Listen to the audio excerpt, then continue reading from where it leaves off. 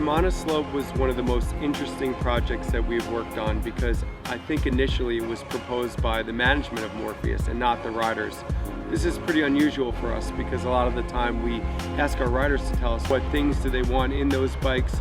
This was a rare scenario because we were seeing something with our riders, and what we were seeing is that on their hardtails they were very maneuverable, able to do their most difficult tricks, but they weren't as consistent on some of the bigger courses. Some of the biggest hurdles we had to get around was trying to figure out how to make the chainstays as short as possible. Keep it in line with what our dirt jump hardtail was. It was really actually shocking of how good it actually was. I pretty much exclusively rode that. I hardly touch the hardtail anymore. It just allows me to ride anything I want, from dirt jumps to the slope course. We started looking toward our hardtail and really saying, okay, this is the machine that our guys like to ride. It has the geometry that they like. How are we going to essentially fit a shock into this machine?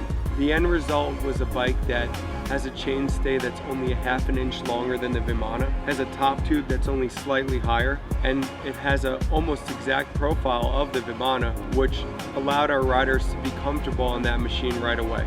Usually the biggest disadvantage of a slope bike going from a hardtail is the stiffness in the rear end, but we were able to overcome that with a lot of different technology we were able to utilize, from a one-piece yoke to oversized bearings, and it adds to the stiffness and rigidity of the whole bike. It makes it for real quick, nimble handling, and it's just like our hardtail. So switching between the two platforms, it doesn't take much.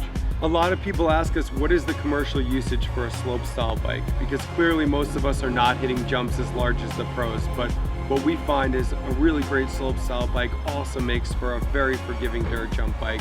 There are not a lot of opportunities to make something that's so polarized for a professional, but also a great product for a consumer. And this is actually one of those cases where we were able to do that.